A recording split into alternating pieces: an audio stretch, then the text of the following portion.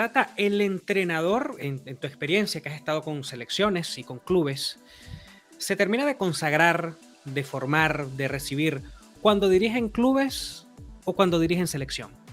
Yo creo que las dos cosas tienen su importancia.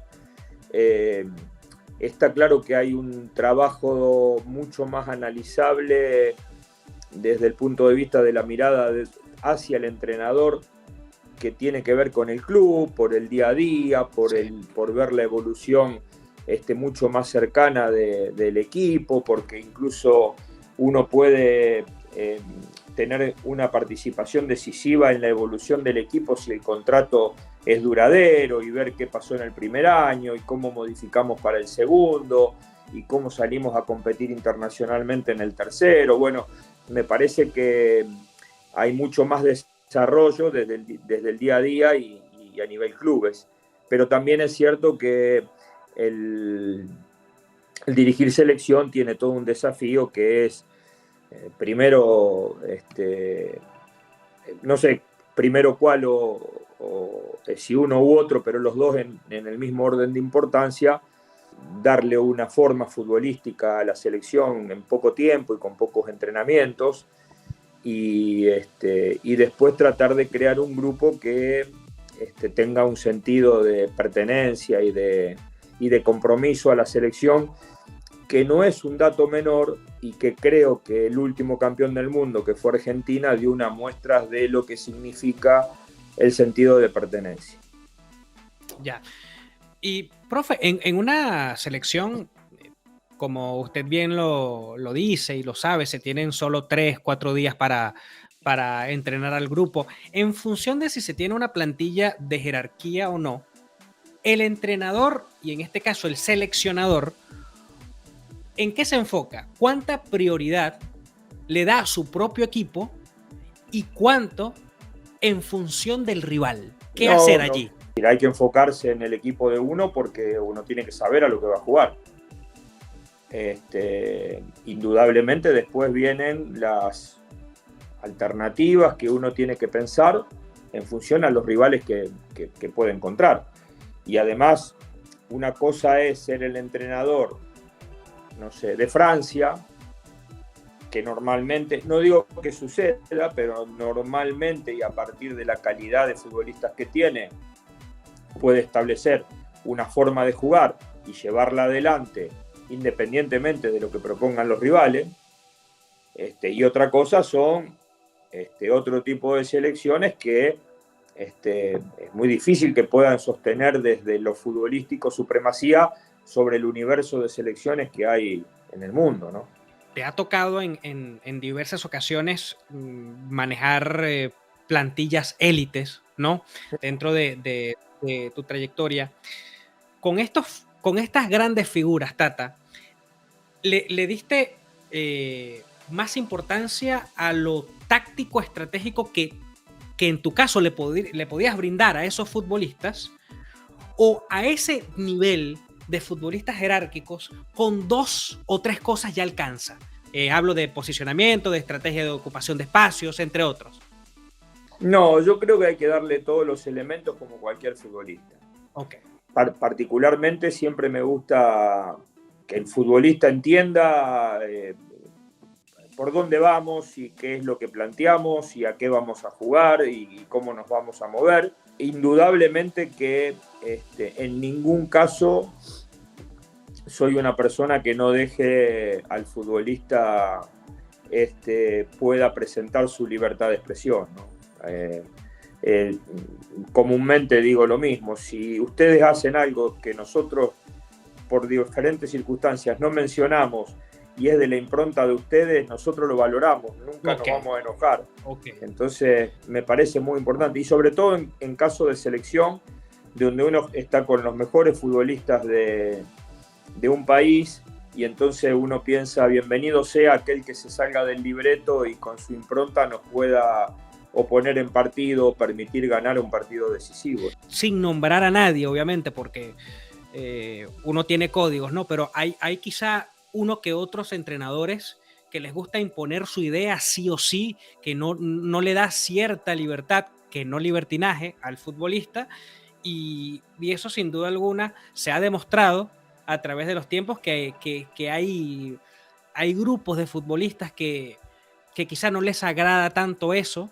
No es tampoco desautorizar al entrenador, está claro, pero esa libertad sin duda alguna que al futbolista le agrada, y más en estos tiempos, ¿no? Pero también pasa que los futbolistas reclaman, el futbolista sobre todo de hoy, reclama el saber a qué vamos a jugar.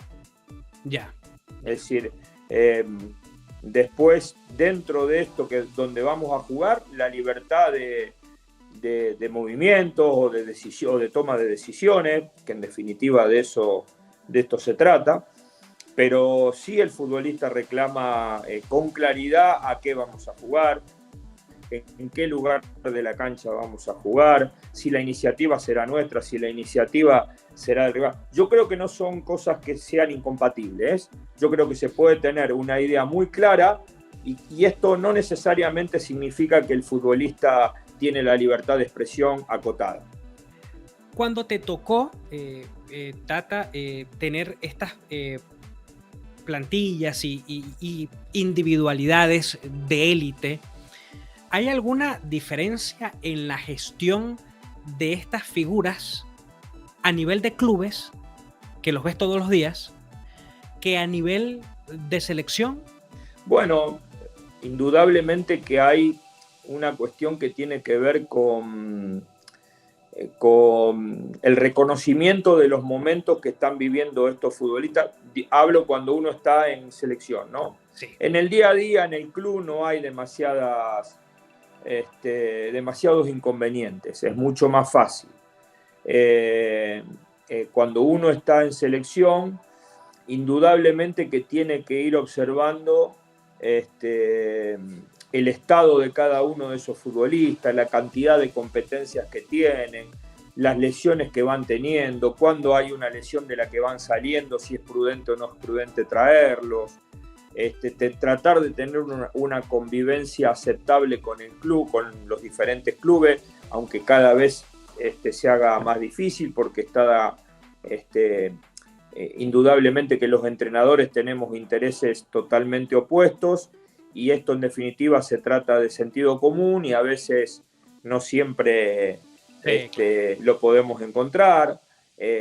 Pero sí me parece que hay una mirada indudablemente en selección que es mucho más abarcativa y que tiene mucho que ver con en dónde juega el jugador, cuánta competencia tiene, cuánto descanso tuvo, hasta cuándo llegó su temporada, bueno, una serie de cosas porque sí es prudente, sobre todo cuando se trata de un proceso de 4 años, ¿no? Porque cuando uno va a jugar un mundial, en realidad no hay mucho de qué fijarse, vienen los que uno cree que son los mejores, hay que traerlos, pero a lo largo de ese proceso hay momentos donde aparecen torneos que uno dice, bueno, no sé si estaría bueno que para este torneo venga y no tenga el descanso prudente después de una temporada tan difícil, teniendo en cuenta a lo mejor que dentro de 2 o 3 meses voy a empezar a jugar una eliminatoria y me conviene tenerlo mejor preparado para el torneo más importante. Hay una clasificación de esos torneos para ver. Está claro que uno quisiera tener a los jugadores permanentemente. Siempre. Y está claro también que hay selecciones, y acá hago hincapié en lo que sucedió con la selección argentina, donde los jugadores manifiestan públicamente y permanentemente y además con hechos que quieren estar siempre y en todo momento. Ese futbolista cuyo club en el que milita tiene ideas similares al Tata Martino en la selección, tiene una ventaja, Tata, ese futbolista, para la convocatoria, incluso para ver más minutos que otros porque entiende, capta la idea del seleccionador más rápido, ¿o no es tan así? No sé si se traslada eso a tener más posibilidades de jugar o tener más minutos. Indudablemente, vamos a poner este escenario, uno tiene una eliminatoria, empieza una eliminatoria y hay un futbolista que se te lesiona a último momento y a lo mejor vos no tenés cubierto ese lugar con un futbolista de esa característica y entendés que para los partidos que vienen tiene que haber un jugador de esa característica. Si hay uno que juega en un equipo que tiene ideas similares a lo que se juega en selección, indudablemente tiene una cierta ventaja para la convocatoria que aquel que juega en un equipo donde las características son totalmente diferentes, porque los tiempos no dan para acomodar. No significa que el que juega distinto en su club no lo pueda hacer acá, pero los tiempos no dan como para que lo insertemos tan rápidamente, ¿no? Yo creo que el primer análisis que se hace en una convocatoria es los que uno cree que tienen que estar por rendimiento, indudablemente. Después, está claro que hay ocasiones y en momentos muy puntuales donde sí, el hecho de tener unas características de juego en su club similar a selección, tiene algún grado de ventaja. Si lo quiero poner por nombre de mi último trabajo, es Chávez viniendo en los últimos 6 o 7 meses a selección y siendo un futbolista titular en la Copa del Mundo. Pero era muy fácil sacar a ese Chávez de Pachuca y ubicarlo dentro de lo que se jugaba en selección. ¿Tuviste la posibilidad de entrenar a Lionel Messi a nivel de clubes, a nivel de selecciones? ¿Y cómo lo manejaste? O sea, no desde el genio o de su personalidad, sino del jugador juego. ¿Hubo diferencias entre el Messi selección al Messi Barça? ¿Cómo lo fuiste rodeando? ¿Qué buscabas? No, digamos, desde lo posicional en los dos lugares ocupó o tenía un punto de partida que era bastante similar, que era el sector derecho. Sí. Después, con las características de los futbolistas que teníamos al lado, en Barcelona prácticamente siguió todo igual, los volantes seguían siendo lo mismo, normalmente compartía ataque con futbolistas de muy buen nivel, incluso el año que estuve yo llegó Neymar también, sí. Entonces no había muchos cambios. En selección argentina por ahí había una cierta modificación, sobre todo atendiendo a quienes eran los futbolistas que lo podían llegar a acompañar, pero básicamente siempre en lo posicional jugó en el partido desde el mismo lugar y después con las libertades obviamente que tiene que tener el mejor futbolista del mundo y tratando de que el resto del equipo pudiese ser bastante maleable en función a los lugares donde Messi terminaba, ¿no? Claro. Y Tata siempre ha sido meticuloso con el juego por el centro, ¿no? Y para muestra un botón, lo que has pedido de tus nueves en tu trayectoria, ¿no? Como bien le explicabas al serio colega Antonio de la Torre, donde en Paraguay tuviste a Salvador Cabañas de 9 y tirabas por los costados, a Roque Santa Cruz y a Edo Valdés. En Newell's estuviste a Escoco, en Atlanta United a Joseph Martínez, y en la selección argentina a Higuaín y al Kun. ¿Qué buscas generar con esa idea en detrimento de un delantero que quizá no tenga esas características y esas virtudes de relacionarse bien con el 10? Bueno, fundamentalmente que el juego tenga continuidad. Nosotros básicamente siempre utilizamos un esquema que tiene que ver con jugar con un solo pivot y 2 volantes interiores. Sí. El hecho de jugar con 2 interiores hace que a veces en el entre líneas por el centro no haya muchos jugadores. Entonces necesitamos el retroceso del 9. En el caso de mi época en Newell's, si bien Nacho lo hacía, también teníamos 2 extremos que eran volantes, como Figueroa, Otonzo y Maxi Rodríguez, que también entraban. Entonces lo que hacíamos es intentar que si los extremos entran mucho, que los laterales vayan largo, y si el 9 retrocede mucho, que uno de los dos internos se haga 9 o que alguno de los extremos se haga 9. En definitiva, que podamos seguir sosteniendo la profundidad más allá de los descensos de 9. A mí me parece que esta variedad de movimientos para un equipo que quiere progresar a partir de la posesión de pelota, y lo que puede parecer desde afuera un cierto desorden, yo creo que es más un desorden para la mirada del rival, pero para nosotros sigue siendo un desorden ordenado y sabemos dónde queremos ir, ¿no? Entonces, como hay pocos futbolistas que juegan de número 10 que se comportan muy bien en el entre líneas, porque creo que cada vez hay menos 10 en posición y esos 10 cuando los conseguís a veces vienen a jugar o a iniciar a la altura del contención o a la altura de un volante mixto. Entonces la idea es que ese 9 en retroceso pueda ganar las espaldas de los volantes rivales y bueno, y que obviamente tenga la capacidad técnica para poder darle continuidad y fluidez al proceso ofensivo, ¿no? Ahora, por ejemplo, dentro del 4-3-3 que muchas veces lo has utilizado en tu trayectoria, está bien que ese sea uno de los módulos tácticos más predilectos de Gerardo Martino, pero también hay que contar con ciertas características en los jugadores para poder cumplir con ese esquema. Ahora, profe, cuando, por ejemplo, Tata jugando 4-3-3, pero resulta que los extremos no son tan extremos, sino que son jugadores más de ir por los pasillos interiores, de asociarse más por el centro.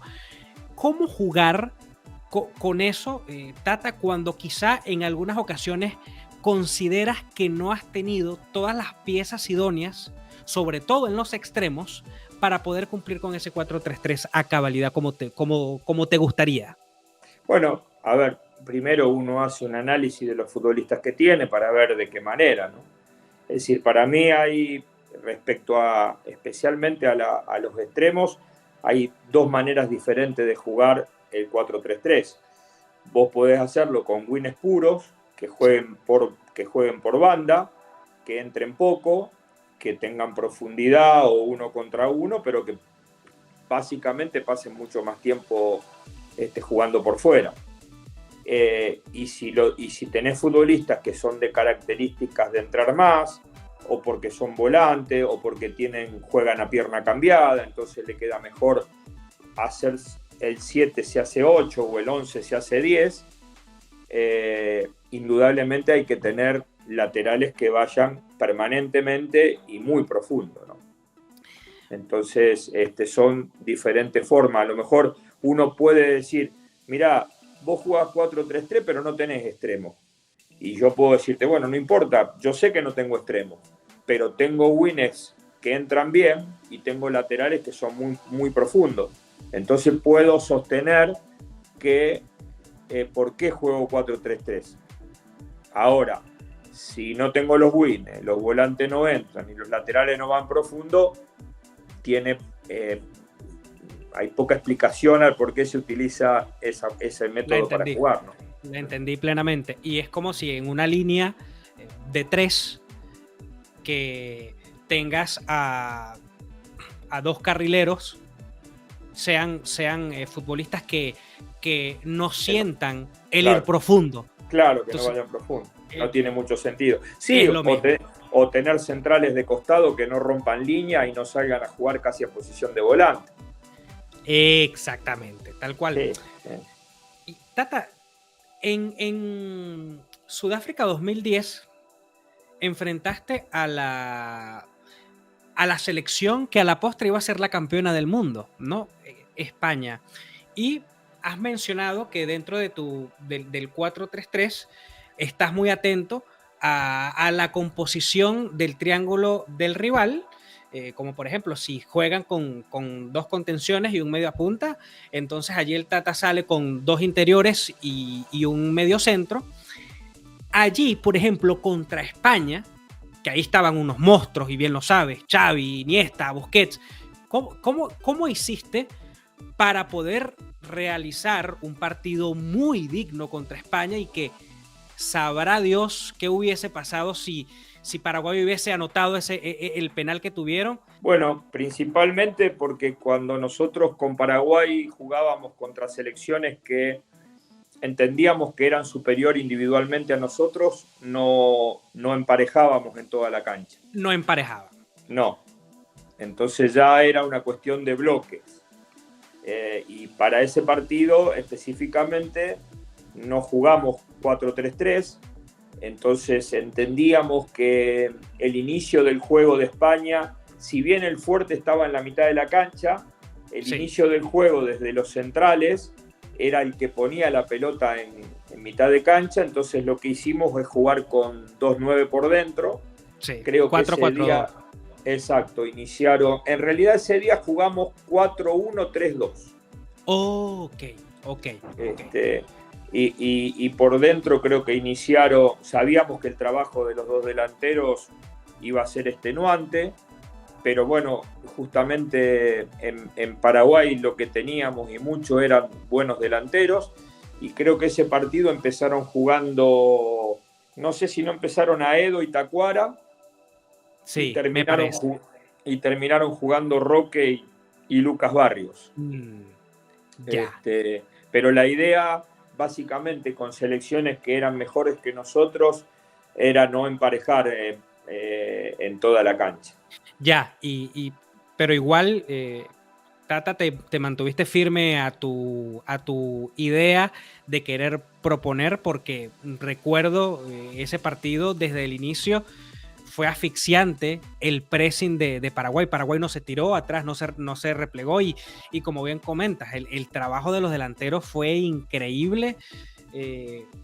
Sí, pero fue mucho más, la propuesta se sostuvo mucho más desde la presión que desde el juego, porque nosotros sabíamos que el juego iba a ser dominado por España, y también sabíamos que esto iba a tener un gran desgaste físico, y que indudablemente los peores momentos iban a tener que ver con los últimos 30 o 25 minutos de partido, ¿no? De hecho, nosotros nos fuimos desgastando de tal manera que creo que después del penal, incluso por el golpe de haberlo errado, terminamos cada vez metiéndonos más atrás.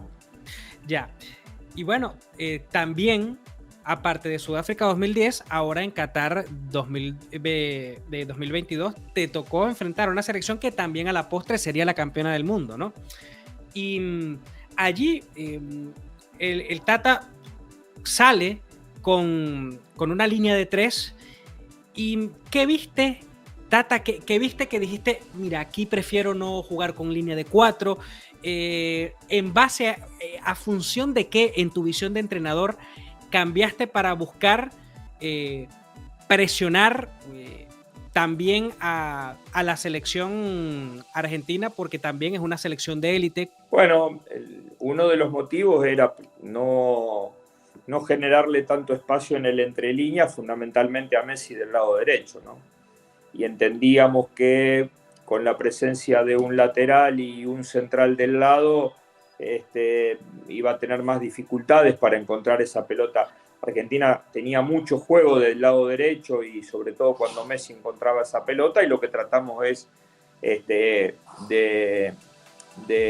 congestionar ese lugar como para que no tenga comodidad, y además para evitar los 1 contra 1 de los laterales. Cuando uno tiene un central de sobra, siempre hay posibilidades de ir a doblar marca a los costados. De un lado jugaba Messi, del otro lado jugaba Di María, entonces uno entendía que era necesario, y también después lo hicimos con 3 volantes y con 2 delanteros por dentro.